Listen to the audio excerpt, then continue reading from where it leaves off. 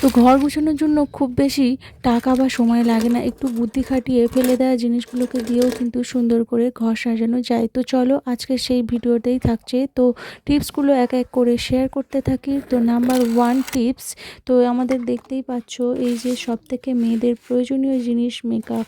আর আমাদের এই এত এত মেকআপ থাকে, সেগুলো কিন্তু আমরা পার ডে ব্যবহার করি না। তো তার মধ্যে আমাদের সবথেকে একটা কাজল, আইলাইনার আর লাগে হচ্ছে লিপস্টিক। তো সেই তিনটে আমি না সবসময় ওই মেকআপ বক্স বের করে নেওয়ার থেকে ওর থেকে তিনটে আমি বেছে নিলাম, আর এরকম ফেলে দেওয়ার পেন্সিল বক্সগুলোতে আমি রেখে দিয়েছি। তো টিপস নাম্বার টু, এটা কিন্তু সবারই প্রয়োজনীয় চিরুনি। যে চিরুনিগুলো কিন্তু এদিক ওদিক ছড়িয়ে থাকলে আমাদের কিন্তু দেখতেও ভালো লাগে না, আর বাচ্চা যদি থাকে তো এদিক ওদিক ওরা ছড়িয়ে দেবে, আর দরকারের সময় আমরা কিন্তু পাবোই না। তাই দেখো আমি এরকম একটা বোতল কেটে নিয়ে সুন্দর করে হ্যাঙ্গিং করে ঝুলিয়ে দিয়েছি আয়নার পাশেই। এছাড়াও তোমাদেরকে আরও একটাভাবে আমি দেখাচ্ছি, দেখো এরকমও আমি মাঝে মাঝে রাখতাম। তো এরকম একটা কাপের মধ্যে রেখে দিলেই কিন্তু অনায়াসে আমরা বেশ গুছিয়েই ব্যবহার করতে পারি। তো পরের হচ্ছে কি টিপস নাম্বার 3। এইবারে আমি যেটা দেখাবো, চলো এই যে সেফটি পিনগুলো না আমাদের দরকারের সময় থাকে না, আর এগুলো আমাদের কতটা দরকারি বিশেষ করে মেয়েদের সেটা কিন্তু আমরা সবাই জানি। তো যাই হোক, আমি অনেকগুলোই সেফটি পিন কিনেছি। তো সেগুলো আমার যেগুলো লাগবে না সেগুলো আমি তুলে রেখে দিলাম, আর বাকিগুলো দেখো যেগুলো আমার প্রয়োজনের জন্য, যেগুলো খুব যাতে হাতের কাছে হাতের নাগালে পেয়ে যায় এবং দেখতেও সুন্দর লাগে, তার জন্য দেখো এরকম একটা আমি বাতিল পলা বা চুড়ি এরকম নিয়ে নিয়েছি। তার মধ্যে এগুলো লাগিয়ে হ্যাঙ্গিং করে রাখবো, যেখানে আমি সাজগোজ করি বা যেখান থেকে আমার নিতে বেশ অনায়াসে সুবিধা হয়। তো সেরকমভাবে এরকম রাখলাম। এছাড়াও আমি আর একটা জিনিস করি, এগুলো দেখো পুরো অনায়াসে কিন্তু খুলে নেওয়া যায়।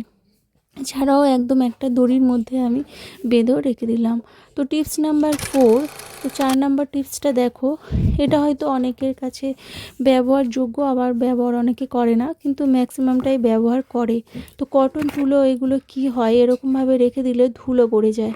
তো তার জন্য দেখো এইরকম একটা বক্সের মধ্যে নিয়ে আমি যদি রেখে দিই তাহলে কিন্তু আমার চিনতেও সুবিধা হয়, যেহেতু এটা পুরো সাদা বক্স, তো সেই জন্যই আর কি কাঁচের মতো, তো সেটাই সুবিধা হয়েছে। তো টিপস নাম্বার 5, যেটা কিনা আমরা ছোট ছোট ক্লিপ ব্যবহার করি। তো ক্লিপগুলো তো আমরা অর্গানাইজ হিসেবে একটা বক্স রেখে দেব, যেগুলো আমরা সচরাচর সবসময় ব্যবহার করি না, সেগুলো কিন্তু আমি বাইরে রাখি না, সেগুলো একটা বক্সের মধ্যে তুলে রেখে দিই।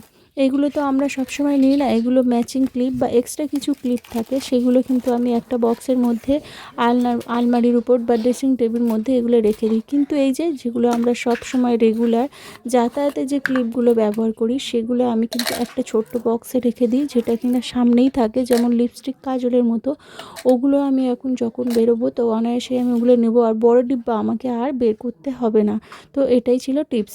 তো এর পরের টিপস নাম্বার, চলো টিপস নাম্বার 6, 6 নম্বর টিপসে থাকছে সুতো। সুতো আমরা অনেকভাবেই রেখে দিই। তো সুতোর সাথে আমি কানেক্ট রাখি, যেভাবে রেখে দিলে আমি যাতে হাতের নাগালে পাই, সেটাই তোমাদের সাথে আজকে শেয়ার করব। তো এরকম দেখতে পাচ্ছ সোমপাপড়ি বা কুকিজের বক্সগুলো যখন আমরা অনেকগুলো একসাথে কিনি, সেগুলো কিন্তু আমরা ফেলে দিই না, আমি তো ফেলিই না, এগুলো রেখে দিই, কোনো একটা কাজে লেগে যাবে। তো আজকে তোমাদের সাথে যখন শেয়ার করছিলাম ভাবলাম এটাতেই সুতোগুলো ভরে রাখি। তো এমনি 20 টাকার বক্সগুলোও তো তোমরা রাখতে পারো, আর এটা যেহেতু আমি বললাম কোনো খরচ ছাড়া, তো তাই। আর এই যে দেখো এইগুলো জামার হুকগুলো আমি একটা এরকম বক্সের মধ্যে নিয়ে নিলাম, আর সুতোগুলো একটা কাগজের মধ্যে দিয়ে বক্সের মধ্যে রেখে দিলাম। টিপস নাম্বার 7, তো 7 নম্বর টিপসে তোমাদের দেখো আমাদের এই যে প্রয়োজনীয় জিনিসগুলো, যেগুলো আমরা নেল কাটার, স্ট্যাবলার, কাঁচি, সেলোটেপ, এগুলো ছড়িয়ে ছিটিয়ে থাকলে বাচ্চারা এদিক ওদিক ছড়িয়ে দেবে, আর দেখতেও ভালো লাগে না। আমাদের ঘরগুলো যদি অর্গানাইজ হিসেবে দেখতে চাই তাহলে কিন্তু অর্গানাইজড করে রাখতে হবে। আপাতত আমার কাছে একটা পেন্টিং ছিল, তো সেই জারটা আমার এখন হাতে নেই, ওই ঘরেই রয়েছে। তো ভাবলাম এটা দিয়েই তোমাদের দেখি। এটা তোমরা চিনেই গেছো, মিষ্টির বক্স, বেশ কিন্তু ভালো লাগছে, আর চেনাও যাচ্ছে সবগুলো, মানে কাঁচের জার যেটা আর কি।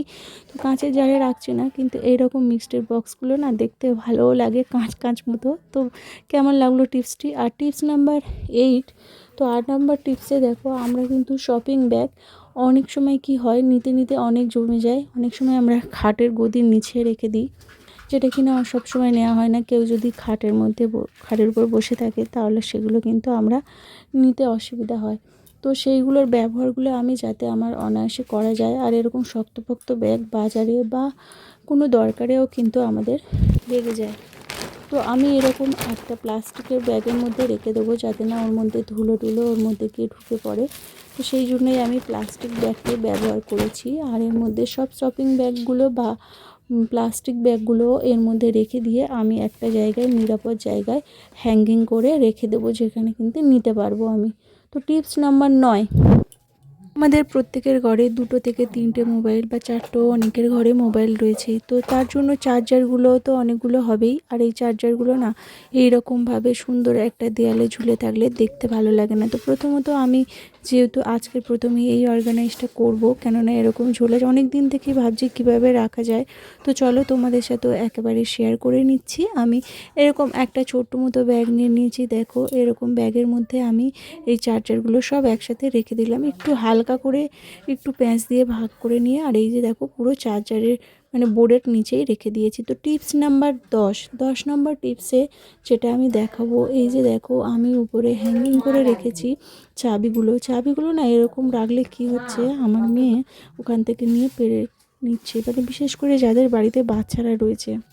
তো তার জন্যই দেখো এরকম পিনাটের যে বোতলগুলো হয়, তো আমি কাগজটা সরিয়ে দিয়েছি যাতে একটু ওই যে বললাম কাঁচ ফিলিংস।